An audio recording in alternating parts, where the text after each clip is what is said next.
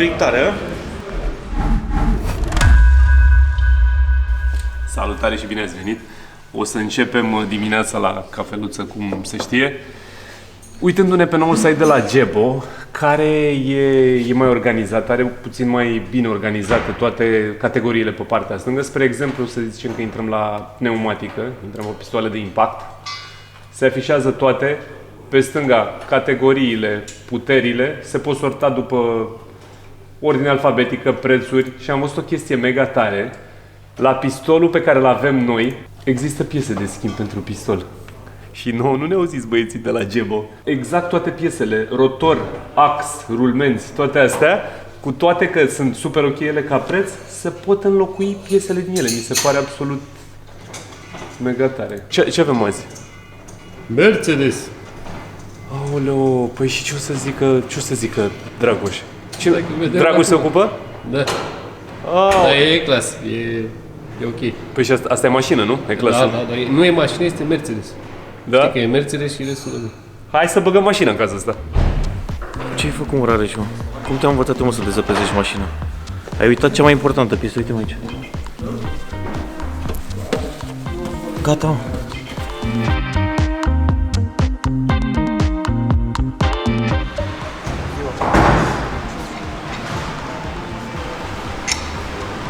Deci asta e așa bine în sus, da? Deci de acolo așa. Da, domnule. Ce are? Îi schimbi omului puntea bună. Și ce avea asta, mă?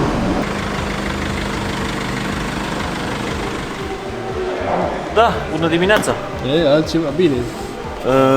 Da, bună dimineața! Astăzi o să reparăm o emblemă de la Mercedes. Și nu mă refer la aia de pe capotă, consacratul W211. M-a așteptat puțin până să ajungă la noi și acum o să, da, auzi, colegul are dreptate să mă dau jos că e pielea rece. Dar un pic că mă ceartă după aia că mi-am deschis capota.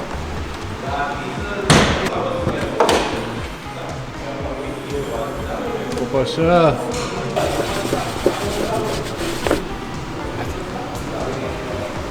Atât, asta e tot ce trebuie să faci la Mercedes. Ștergi praful. Mergem în probă? Mulțumim pentru vizionare. Înainte de 651 ce a fost, Dragoș? 650. Zic, sau cum ar mai zice colegii noștri, 611, nu? Ia să vedem dacă am avut dreptate. Păi, dar nu știți să calculați, băieții mei, nu știți numerele, nu știți să numărați. Aerodinamica, socotelii ne lasă perplex. O secundă. Zici că înainte de 651 a fost 611. Ia. OM? 646. A fost înainte de asta?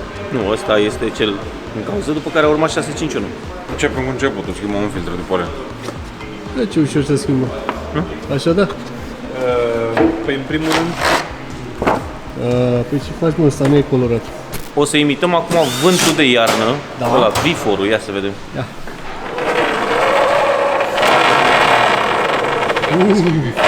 Deci mi-e frig. ceva de jur, deci exact ăla e sunet. Deci cam optimist, domnul Dragoș.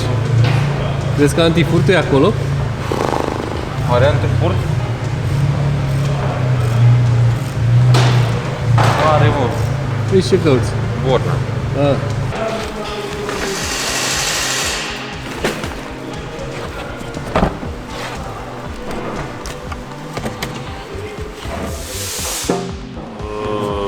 Uite, mă, frumos acolo. Da, e așa, da?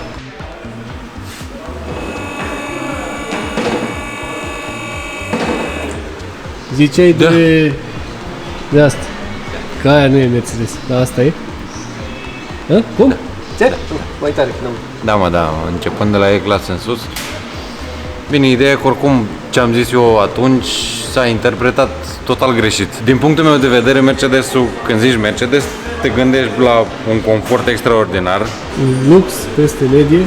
Da, un lux peste medie, o senzație în momentul în care conduci mult superioară față de o mașină normală, să zic așa. În ce?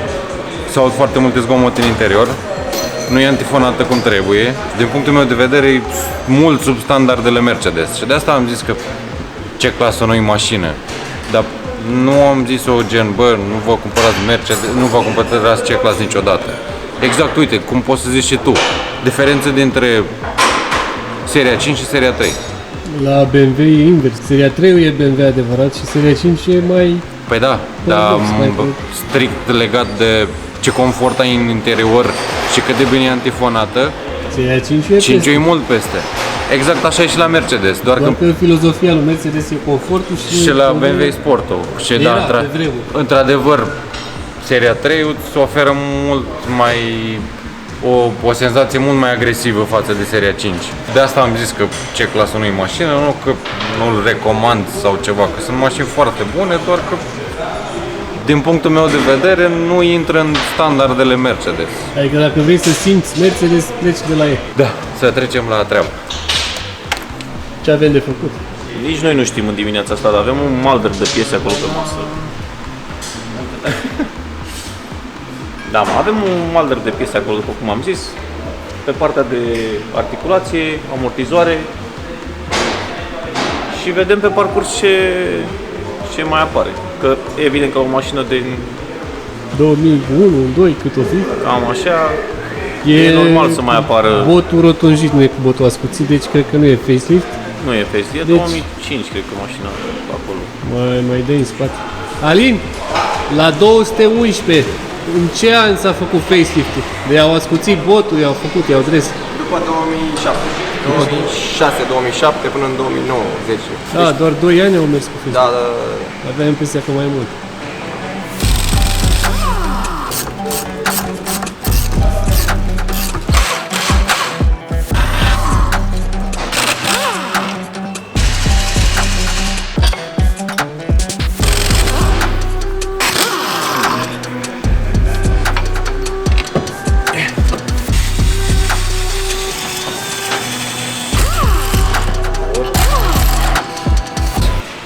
Ia uite cum se lucrează la Mercedes. Ia uite. Da.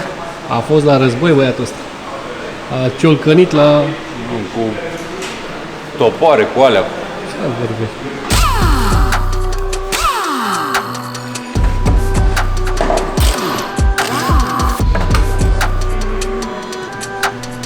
Deci până la urmă, cilindrea. 2145, adică este, după cum am zis, un 2.2 sub acoperire, de fapt în 2.1. Are 150 de cai, iar specimenul din imagine e din 2002.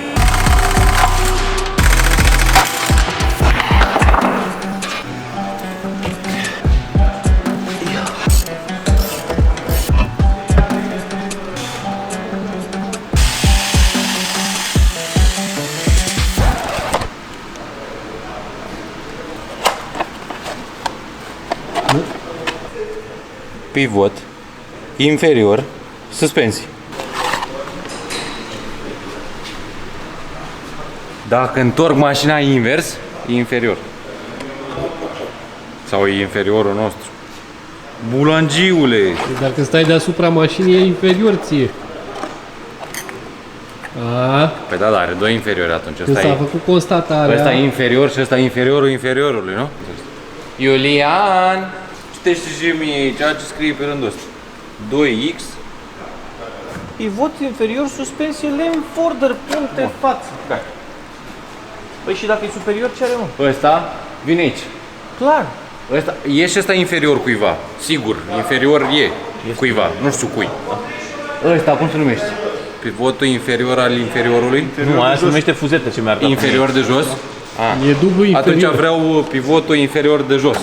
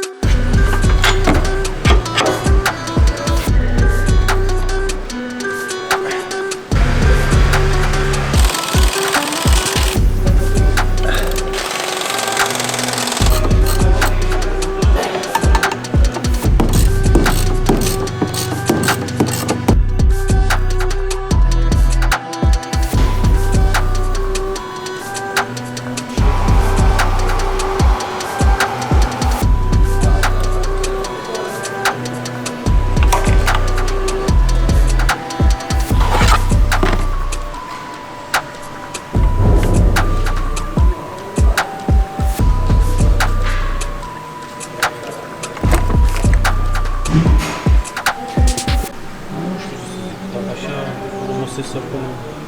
Aici e servo? Da. Aici e filtrul de ulei? Aici e filtrul motorină? Bă, așa se face, mă, tată. Ce Ai crezi, poți una desfăcut? lângă alta? Păi da, le-ai schimbat papac, ai verificat nivelul? Și aici e claxonul. Și ia uite, frână. Bine, Antigen. asta are, cum e ce la sistemul ăla, mă, de la SBC, SBC sau cum e ce? Da. SBC are, da. Da, cu care au probleme până în 2006. Bă, oricum, au avut multe probleme mașinile astea până în 2006, au avut o foarte slabă etanșare la injecție și mergeau foarte prost, se stricau inclusiv injectoarele. Pe partea de electrică, iarăși au avut foarte multe probleme, care am înțeles că după 2006 s-au remediat. E cu SBC-ul ăla, cu frână. Cutiile de viteze automate, iarăși, 7 au dat ghetronic. multe rateuri de la puțin kilometri, din câte mi-au aminte, foarte bine chiar. Și Asta e manual, deci e... nu, asta a scăpat de problema asta, da, într-adevăr. Turbină, parcă... Turbina la fel. Și de turbină am văzut că se văitau foarte mulți oameni la 2.2 ăsta. Mai încolo o să mergem cu un E-Class. Și ăsta, chiar dacă e din generație mai nouă, e totuși un C-Class. Vedem ce zicea, mă, Dragoș, că e zgomotoasă, că... Ei, e rău. Nu știa cum să-și pună toți fanii de Mercedes în cap. Da, bine, n-avem ce comparație să facem față de E-Class-ul la care lucrează Dragoș acum. Acolo avem double wishbone pe față, e altceva. Și aici avem pe față doar două brațe. Și amortizorul care e prins direct de caroserie. Și atât. Adică clar o să se simtă mult mai confortabilă cealaltă. Pe partea cealaltă, asta poate fi un pic mai sportivă. Da. Da. Ia, linii de tramvai. Nu se aude. Fiind și benzină e destul de silențioasă, nu simți vibrații în volan, schimbătură, nu știu. Și ne-am întors. Gata, poți să respiri? Da, e Bă, ok. nu mai gaz la colegi. Nu e ceapă asta, deci nu plângeam de la ceapă, să se înțeleagă. Ce ai uitat să menționez, sau poate n-ai uitat? Electrica. Motorașe, n-am uitat. găuși. Am menționat pentru că în mediul în care am lucrat eu înainte să fiu aici, Dezmembrări. în dezmembrări, aveam foarte, foarte multe cereri pe motorașe, macarale, butoane, module, toate nenorocile. Cred că puse strategic de prost, dacă mă întreb pe mine, sau izolate strategic de prost, încât să se strice. E prima oară când am auzit de asta. Mergeau, au fost mai sus, mă, la un moment dat. Erau bune plăcuțele. Avea un pic? Ia uite. Aha. Uite. Deci i-a rămas niște disc aici. Da, mă, dar asta e mai bună. Și aici a rămas niște disc. Și aici.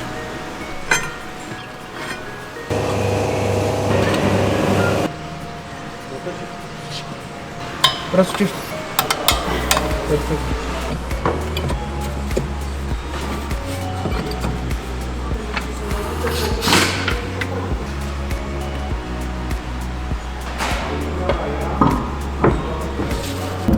Bună dimineața, dragii noștri! Și bine v-am regăsit la o tură cu... După cum am promis și de data asta o să facem o tură cu Mercedes-ul E-Class-ul. Din păcate nu e cel mai reușit exemplar. Dar E-Class. este un E-Class. Trăi mult. Da, uite, Câți kilometri are Dragoș? 375.472. Ok, atare în bord.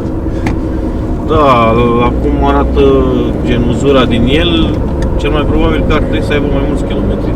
Pe lângă faptul că are o problemuță, se aude un rulment pe partea dreaptă.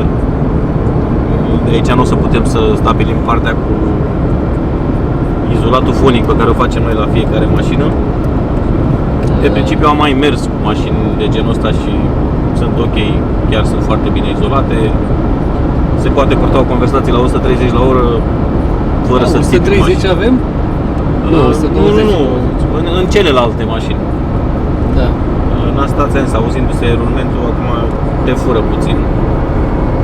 ca și poze de drum, poate ne ajută Dragoș că el e la volan și... E ok, ești plăcută la condus mașină. Chiar nu e nimic dubios. Ironia sorții face că pe asta, motorul ăsta OM 611 care s-a pus, pe el, în esență, este un motor foarte bun. Ce înseamnă bloc, chiuloasă, chiar au fost foarte ok reușite, știi? Dar... Acum, din 2006, păi nu, până în 2006 s-au stricat motoarele datorită accesoriilor. Cam asta s-a întâmplat. Uite, pompa de ulei e foarte bună la ele, nu s-au învârtit cu zineții, nu... În schimb, s-a mai spălat un piston de la injector. Na. De la turbină, dacă se dă mașina pe ulei, la fel, știm cu toții ce se întâmplă. Dar după 2006 am văzut mașini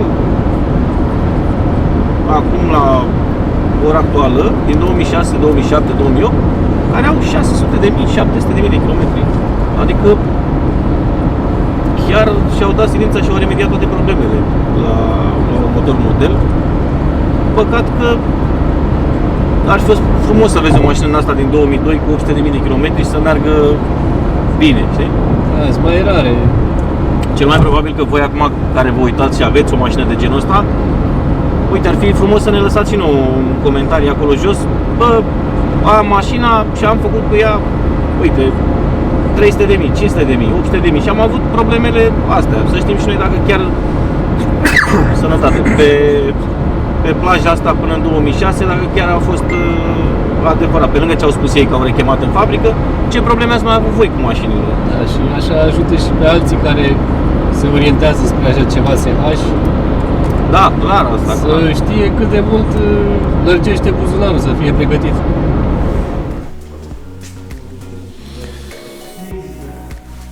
Da, e într-un fel bancul ăsta. Ca idee puteți să intrați jos în descriere ca să vedeți noul site al băieților de la Gebo. Cum a fost mălatul? Bă, pentru Pentru o mașină? o mașină de genul, eu zic că e bine. Da? Da. Păi Bani puțini, confort mult. Exact ce trebuie. Bun. Dacă v-a plăcut clipul și vreți să vedeți chestii similare, un click în partea asta. Și aici aveți un clip cu un E-Class AMG, dacă nu mă înșel. Și ne vedem data viitoare. Pa, pa!